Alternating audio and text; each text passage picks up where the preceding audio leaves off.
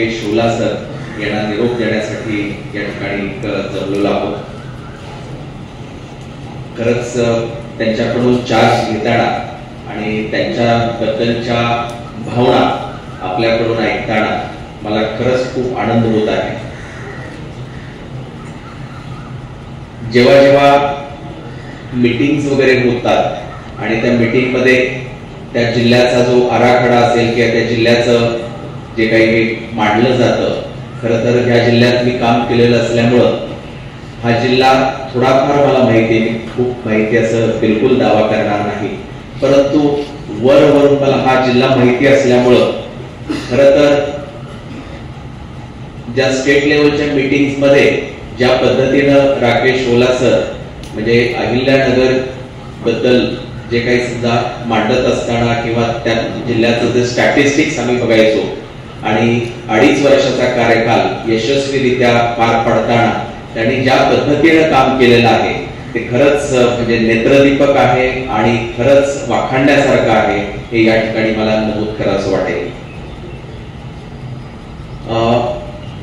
आपण बऱ्याच वेळा म्हणतो की म्हणजे खरं तर माझी आतापर्यंत 23 वर्ष नोकरी झालेली आहे.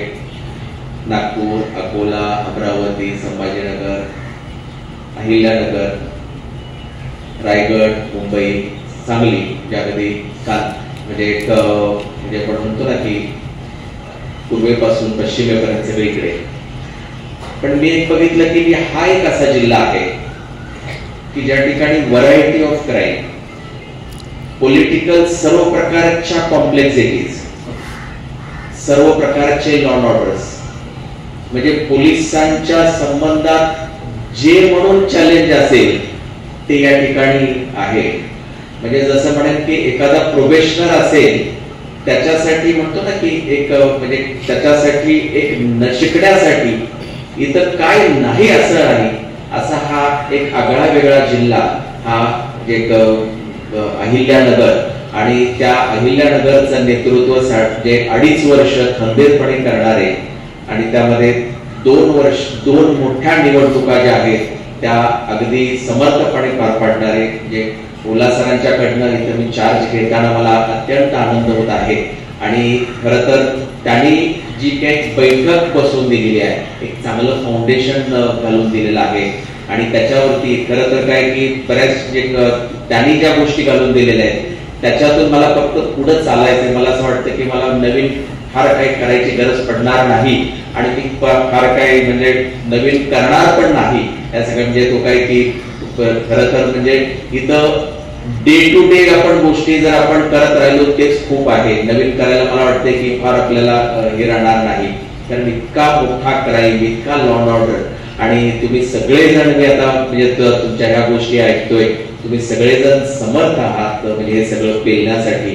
म्हणजे जसं ओलासरांनी तुम्हाला फक्त म्हणजे काय की एक डायरेक्शन दिलं आणि तुम्ही फक्त करत राहिला, मला असं वाटतं की माझाही तसाच रोख राहील. आपण लोकांना एक चांगलं म्हणजे आपण म्हणतो ना की एक आपल्या लोकांच्याकडनं शेवटी काय की आपल्या याच्यामध्ये जसं काय की आपण IPS असो किंवा मकोसे असो, जो से जो आहे तो म्हणजे सेवा आहे, टू सर्व द पीपल.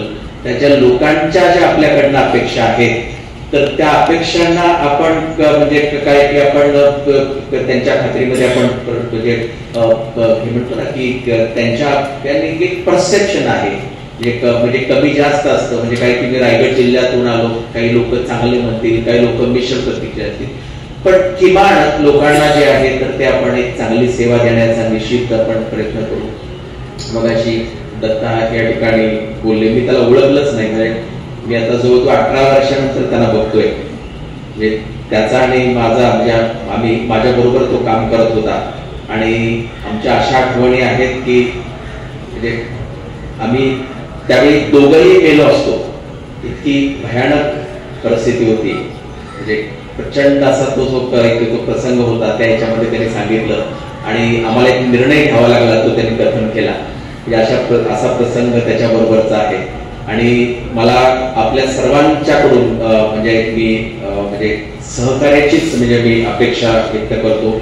आणि पुन्हा एकदा म्हणजे श्रीरामपूरमध्ये 40 वर्ष मला जो अनुभव मिळाला तशाच पद्धतीनं म्हणजे आता काय की श्रीरामपूर एक डिव्हिजन होता, परंतु आता इथे पूर्ण जिल्हा आहे आणि जिल्ह्यामध्ये काम करत असताना एक म्हणजे विशेषतः महिला, वृद्ध आणि लहान मुलं यांना केंद्रस्थानी ठेवून अनुसूचित जाती, अनुसूचित जमाती यांना केंद्रस्थानी मानून आपण आपली सेवा देण्याचा प्रयत्न करू.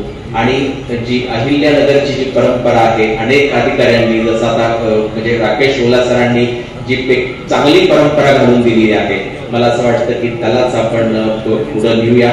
आणि जो म्हणजे माननीय मुख्यमंत्री महोदय आणि 100 दिवसाचा प्रोग्राम आहे, आता 150 दिवसाचा प्रोग्राम आहे, त्याला आपण चांगल्या पद्धतीने पुढे नेऊया. इथे पत्रकार बंधू आहेत, मला म्हणजे बरेचसे जे चेहरे त्यावेळेचे आता बघतोय पण सगळेजण आठवत आहेत, बरेचसे जे पोलीस कर्मचारी पण काही चेहरे आठवत आहेत. तर आपण निश्चितच चांगलं काम करण्याचा प्रयत्न करूया. मी पुन्हा एकदा राकेश ओला सरांना म्हणजे त्यांच्या पुढच्या वाटचालीसाठी खूप खूप शुभेच्छा देतो आणि या ठिकाणी थांबतो. जय हिंद, जय महाराष्ट्र.